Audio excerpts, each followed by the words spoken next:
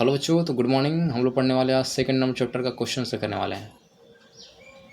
9th class का history पढ़े थे हम लोग, पिछले क्लास में ऑलरेडी पढ़ चुके हैं। और आज हम पढ़ेंगे चैप्टर का नाम क्या था, अमेरिकी स्वतंत्रता संग्राम। तो जो पिछले क्लास को पढ़ लिए या रिवाइज कर लिए हैं उनके लिए काफ़ी आसान होने वाला है।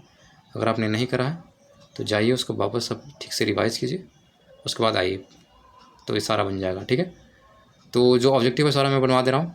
पहला क्या है, पहला सवाल पूछ रहा है कि अमेरिका की राजधानी कहाँ है। तो अमेरिका की राजधानी कहाँ है, सोच के बताइए। तो इसका ऑप्शन नंबर क्या होगा, ग होगा, वाशिंगटन। वाशिंगटन डीसी जो है अमेरिका की राजधानी है। और देखो वाशिंगटन नाम कैसे पड़ा था, जॉर्ज वाशिंगटन जो थे अमेरिकी स्वतंत्रता संग्राम में बहुत ज़्यादा अच्छा योगदान दिया था उन्होंने, तो उन्हीं के नाम पे। और वही बने थे क्या, फर्स्ट प्रेसिडेंट भी बने थे अमेरिका के, वही बने थे, तो उन्हीं के नाम पे ये वाशिंगटन सिटी रखा गया। सेकंड सवाल, आपके कॉमन सेंस की रचना किसने की थी। तो मैंने आपको बताया था कि स्वतंत्रता संग्राम में जो लेखकों की भूमिका काफ़ी ज़्यादा थी, तो कॉमन सेंस जो लिखा गया था वो टॉमस पेन के द्वारा लिखा गया था। ऑप्शन नंबर ख होगा, टॉमस पेन। तीसरा नंबर को देखिएगा, क्वेश्चन बोल रहा है स्टाम्प एक्ट किस वर्ष पारित किया गया था। इससे बड़ा सवाल है कि स्टाम्प एक्ट लाया क्यों गया था। तो स्टाम्प एक्ट देखो क्या हुआ था, इंग्लैंड और फ्रांस के बीच में लड़ाई हुआ, उसमें फ्रांस हार गया। अब देखो हारा तो सही, लेकिन इंग्लैंड का नुकसान भी तो हुआ युद्ध के अंदर। तो नुकसान को उसने क्या करा, मैनेज करने के लिए लोगों से टैक्स वसूलना शुरू कर दिया, तो उसके लिए उन्होंने लाया स्टाम्प एक्ट। और उस समय स्टाम्प एक्ट के समय क्या थे, ग्रीनविले वहाँ के क्या थे, प्राइम मिनिस्टर थे, समझ लो, पीएम थे, प्रधानमंत्री थे इंग्लैंड के। ठीक है, इन्होंने लाया स्टाम्प एक्ट। इसमें क्या था कि 20 शिलिंग्स स्टाम्प आपको देने होते थे, कोई भी बिजनेस करने के लिए आपको इतना टैक्स लगता था। ठीक है, तो ये स्टाम्प एक्ट लाया गया था कब, ये ईस्वी पूछ रहा है, तो ईस्वी याद रखना है 1765 ईस्वी। 1765 यानी कि ऑप्शन नंबर क इसका सही है। चौथा नंबर पूछ रहे हैं आपसे कि अमेरिकी स्वतंत्रता संग्राम में अंग्रेजों का सेनापति कौन था, यानी अंग्रेज की तरफ से कौन लड़ रहा था भाई। सवाल ये है, ऑप्शन नंबर वाशिंगटन होगा, नहीं होगा। क्यों नहीं होगा, कि वाशिंगटन जो थे जॉर्ज वाशिंगटन ने फर्स्ट पीएम थे, सॉरी फर्स्ट प्रेसिडेंट थे। वेलेजली नहीं होगा, कर्जन नहीं होगा, क्योंकि सब बाद में क्या थे ये सब। वेलेजली और कर्जन तो हमारा इंडिया पर शासन करने वाले लोग हो गए, है कि नहीं। तो यहाँ ऑप्शन नंबर ग होगा, जॉर्ज कार्नवालिस जो था, कार्नवालिस यही जो था अमेरिकी स्वतंत्रता संग्राम में अंग्रेजों की तरफ से सेनापति था। तो याद रखना कार्नवालिस, इसका ऑप्शन नंबर क्या होगा, ग हो जाएगा सही। पाँचवा देखिए, पाँचवा आपसे पूछा है कि अमेरिकी संविधान कब लागू हुआ। देखो बना कब है वो अलग बात है, लागू कब हुआ ये बड़ा अलग बात है। तो 1789 में क्या बना, ये लागू हुआ है। 1789 में लागू हो गया, बना कब था, तो 1787 में बना था। 87 बना है, 89 में लागू हुआ है। तो इंपॉर्टेंट है, इसका ऑप्शन नंबर क्या होगा, ख होगा। छठा सवाल आपसे है, ध्यान दीजिएगा, विश्व में प्रथम लिखित संविधान किस देश में लागू हुआ। बहुत आसान क्वेश्चन है, इसका ऑप्शन नंबर क्या होगा, इंग्लैंड, फ्रांस, अमेरिका या स्पेन, बताइए। सही जवाब होगा ग नंबर, अमेरिका। अमेरिका जो है ये विश्व का प्रथम लिखित संविधान, यानी कि फर्स्ट बार इन्होंने लिख के संविधान बनाया।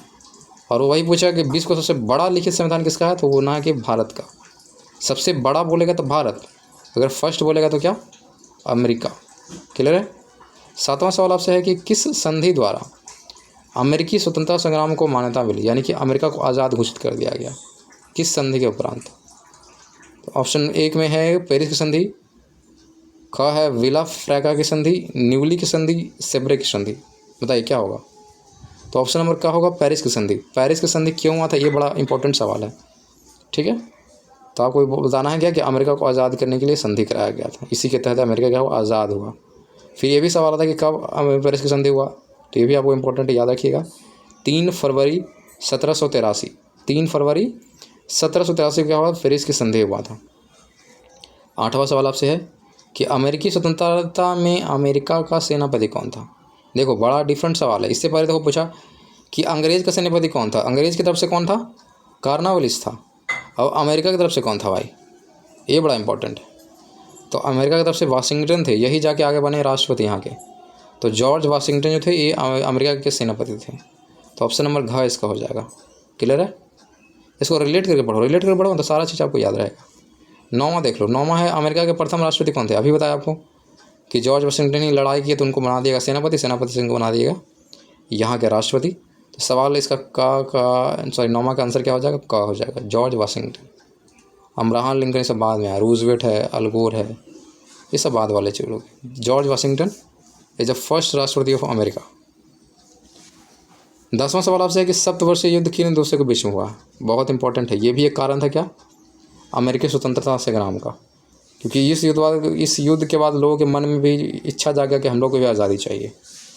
तो ये जो युद्ध था ब्रिटेन और फ्रांस के बीच में हुआ था, है कि नहीं? तो ऑप्शन नंबर ग हो जाएगा। पहले क्या लिखा हुआ? ब्रिटेन अमेरिका लिखा हुआ, फ्रांस कनाडा लिखा हुआ, अमेरिका कनाडा है, और ग में है ब्रिटेन फ्रांस। तो सही जवाब है ग नंबर, ब्रिटेन फ्रांस। और ये भी इंपॉर्टेंट आपसे पूछ भी सकता है कि सप्तवर्षीय युद्ध जो हुआ कब से कब के बीच में हुआ, ये भी तो पूछ सकता है कि नहीं? सप्तवर्षीय युद्ध आप बोल तो दिए, लेकिन अब कहाँ भाग के जाओगे? तो 1756 से लेकर 7 साल और जोड़ लो, 1763 तक। 1756 ये बस याद रखो, फर्स्ट वाला याद रखोगे तो सेकंड वाला अपने आप 7 साल उसमें जोड़ देगा। तो 1756 से 1763 के बीच में चला।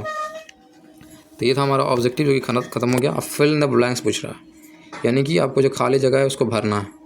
तो पहला है कि लेसेज फेयर का सिद्धांत किसने दिया था? तो उससे पहले सवाल आता है कि लेसेज फेयर आखिर है क्या?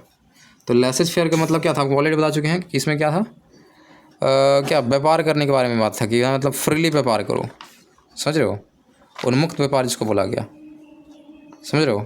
इसी को बोलते हैं क्या, लेसेज फेयर। और ये जो टर्म दिया गया वो एडम स्मिथ के द्वारा दिया गया था। तो क्या हो जाएगा? एडम स्मिथ यहाँ लिखना है फर्स्ट नंबर में। सेकंड आपसे पूछ रहा है कि शक्ति के पृथक्करण का सिद्धांत किसने दिया था? अब देखो, अमेरिका आज़ाद हुआ तो शक्ति के पृथक्करण सिद्धांत का काफ़ी बढ़ावा दिया गया, बताए थे। और ये जो दिया गया किसके द्वारा दिया गया? मॉन्टेस्क्यू के द्वारा दिया गया। मॉन्टेस्क्यू ने दिया था शक्ति के पृथक्करण का सिद्धांत। तीसरा सवाल आपसे है कि सेनापति लफायते कहाँ के रहने वाले थे? ऑलरेडी आपको बताए थे कि जब लफायते तो फ्रांसीसी सैनिक थे जो कि अमेरिकी स्वतंत्रता संग्राम में क्या कर रहे थे, अमेरिकी लोगों का क्या कर रहे थे, हेल्प कर रहे थे, सपोर्ट प्रोवाइड कर रहे थे, याद है? तो लफायते कहाँ के रहने वाले? फ्रांस के रहने वाला। नंबर 4 है कि जॉर्ज तृतीय इंग्लैंड का क्या था? तो इंग्लैंड का एक शासक था, राजा था, और इसी कारण क्या था, फ्रांस के जो भी क्या बोलते हैं अमेरिकी स्वतंत्रता संग्राम के आग जो है और बढ़ गया, क्योंकि ये तानाशाह बनना चाहता था, ये ज़्यादा राज करना चाहता था, निरंकुश नीति अपनाया था ये, है कि नहीं? तो इंग्लैंड का क्या था, ये राजा था। 5वां सवाल आपसे है कि धर्मनिरपेक्ष राज्य की स्थापना सर्वप्रथम डैश में हुई? धर्मनिरपेक्ष राज्य, इसका मतलब क्या होगा? इसका मतलब जब अमेरिका आज़ाद होगा तभी धर्मनिरपेक्ष होगा, लोगों के धर्म की आज़ादी मिलेगी, क्योंकि पहले तो उसको अंग्रेज द्वारा थापा जा रहा था कि आप ईसाई धर्म को ही फॉलो करो और ऐसे ही करो। लेकिन जब अमेरिका आज़ाद हुआ तब ही जाके हुआ, जब संविधान लागू होगा तब धर्मनिरपेक्ष की बात होगी। तो 1789 में संविधान लागू हुआ था अमेरिका का, तो यहाँ पर 1789 लिखना कि 1789 में धर्मनिरपेक्ष राज्य की स्थापना सर्वप्रथम हुई। छठा सवाल आपसे है कि नई दुनिया जो अमेरिका का उपनाम है का पता डैश ने लगाया था? नई दुनिया का पता किसने लगाया था? ये 3 बार आपको बता चुके हैं, फर्स्ट चैप्टर में ये बताए थे। तो सही जवाब क्या होगा? क्रिस्टोफर कोलंबस ने लगाया था। क्रिस्टोफर कोलंबस ने लगाया था। कब लगाया था? ये 1792 में लगाया था, सॉरी 1492 में लगाया था, है कि नहीं? 1492 में और 1498 में भारत। फिर है 7वां सवाल कि अमेरिका में अंग्रेज़ों के डैश उपनिवेश थे? अमेरिका में कितने उपनिवेश थे बताओ? अमेरिका अंग्रेज कितने उपनिवेश थे? तो कुल 13 उपनिवेश थे। सबका नाम मैंने बताया था ऑलरेडी, नाम याद रखना जरूरी नहीं है, लेकिन एज ए इन्फॉर्मेशन याद रखना कि 13 उपनिवेश थे। तो यहाँ पर क्या होगा? 13 हो जाएगा। नेक्स्ट सवाल आपसे क्या है? 8वां सवाल देखिए, सर्वप्रथम आधुनिक गणतंत्रता, सॉरी देख लो ऊपर करता है उसको, सर्वप्रथम आधुनिक गणतंत्रात्मक शासन की स्थापना डैश में हुई? तो ये भी बड़ा सवाल है। गणतंत्रात्मक शासन की बात है, वो भी आधुनिक, वो भी फर्स्ट टाइम। तो फर्स्ट टाइम कब होगा? जब क्या होगा? संविधान लागू होगा। अमेरिका का संविधान पहले लागू हुआ है, तो आपको लिखना 1789 ईस्वी। कब हुआ? गणतंत्रात्मक का मतलब होता है कि लोगों के पास पावर, समझ रहे हो? गणतंत्र लागू यानी कि संविधान लागू हुआ, तो 1789 लिखना है यहाँ पे। 9वां सवाल आपसे पूछा है कि अमेरिकी स्वतंत्रता संग्राम का तात्कालिक कारण क्या था, यानी प्रेजेंट कारण क्या था, एकदम उसके बाद जस्ट हो ही गया। तो क्या था? बोस्टन चाय बाड़, याद है? बोस्टन के नदी में क्या हुआ था? रेड इंडियन के द्वारा वहाँ का जो चाय लाया गया था, किसके द्वारा? इंग्लैंड के लोगों द्वारा उसको फेंक दिया गया था, बोस्टन घाट में अंदर पानी से अंदर फेंक दिया गया था। तो याद रखना है कि क्या बोलते हैं, तत्कालीन कारण क्या था? बोस्टन चाय पार्टी। 10वां देखिएगा, राइट ऑफ मैन की रचना किसने की थी? तो कॉमन सेंस किसने लिखा था? कॉमन सेंस जो लिखा गया था 1776 में लिखा गया था, ये आइडिया तो है टॉमस पेन के द्वारा, और वही व्यक्ति ने ये भी लिखा था राइट्स ऑफ मैन की रचना भी जो है ये टॉमस पेन नहीं करा था। क्लियर है, 10वां भी याद रखना। अब आ जाओ, देख लो यहाँ पर टिक मारने वाला है। सही गलत कौन है, आपको सही और गलत चूज करना है। पहला सवाल आपसे पूछ रहा है सही क्या है गलत क्या है, तो बड़ा इजी पड़ता है भाई, हाँ और ना में जवाब देनिएगा। तैयार है आप लोग? तो देखिए फर्स्ट पूछ रहा है कि जॉर्ज वाशिंगटन अमेरिका के प्रथम प्रधानमंत्री थे, सही या गलत? बहुत सारे बच्चे सही मार देंगे, गलत जवाब, क्योंकि प्रधानमंत्री वो नहीं बनाएंगे, क्योंकि अमेरिका में प्रधानमंत्री का पद होता ही नहीं, राष्ट्रपति बनाएंगे। तो कन्फ्यूज़ नहीं करना है, हर एक वर्ड का वैल्यू है। तो सर्वप्रथम क्या था, ये प्रधानमंत्री नहीं बल्कि क्या थे, राष्ट्रपति थे, इसलिए क्या होगा, गलत हो जाएगा। दूसरा सवाल में आइए, अमेरिका यूरोप महादेश में स्थित है? नहीं, बिल्कुल नहीं। यूरोप वाले तो यहाँ कब्जा किए, इंग्लैंड हो गया, फ्रांस हो गया, ये सब यूरोप में आते हैं। अमेरिका यूरोप में नहीं आता है, एक खुद अपने आप में क्या है, एक महाद्वीप है। ठीक है, ये घिरा हुआ, आप बोल सकते हो भले कि ये यूरोप महादेश पर घिरा है, लेकिन ये यूरोप नहीं है। तो ये क्या है, गलत जवाब है। तीसरा नंबर देख लो आप, अमेरिकी स्वतंत्रता संग्राम के दौरान स्वाधीनता के पुत्र और पुत्री नामक संगठन का निर्माण हुआ, सही या गलत? बिल्कुल सही जवाब है। आपको मैंने बताया भी था कि स्वतंत्रता संग्राम के दौरान ये स्वाधीनता के पुत्र और पुत्री नामक गठन हुआ था। कब? जब टैक्स को बढ़ाया गया था तब ऐसा हुआ था। तो सही जवाब है ये, तीसरा नंबर सही है। चौथा देख लो, अमेरिका खोज में कोलंबस ने नहीं किया, नहीं कैसे किया भाई, गलत जवाब है। क्रिस्टोफर कोलंबस ने अमेरिका खोज करा, 1492 में करा था। तो चौथा नंबर गलत है, क्योंकि यहाँ नहीं बोल रहा है। तो यहाँ हाँ और नहीं भी ध्यान देना है, ये नहीं कि लिया और मार दिया टिक, हाँ नहीं भी इम्पोर्टेंट है। तो चौथा क्या हो जाएगा, गलत हो जाएगा, क्योंकि यहाँ पर नहीं लिखा है इसने। पांचवा देख लो, अमेरिका स्वतंत्रता संग्राम में फ्रांस ने इंग्लैंड का साथ दिया था, गलत जवाब है।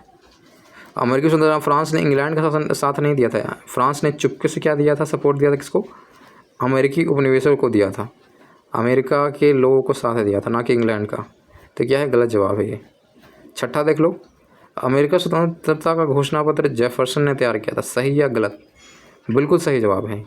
जेफरसन एक राइटर थे, इन्होंने ही लिखा था घोषणा पत्र स्वतंत्रता का, तो ये सही है, इसको सही मार देना है आपको। सातवां देख लो, स्टाम्प एक्ट ग्रीनविले के समय पारित हुआ था, सही या गलत? तो ये सही है, आपको ऑलरेडी बता चुके थे इससे पहले। स्टाम्प एक्ट जो लाया गया था वो 1765 में लाया गया था, और ग्रीनविले उस समय क्या थे, उस समय ब्रिटेन के प्रधानमंत्री थे, वो पीएम थे। तो ग्रीनविले सही है यहाँ पे।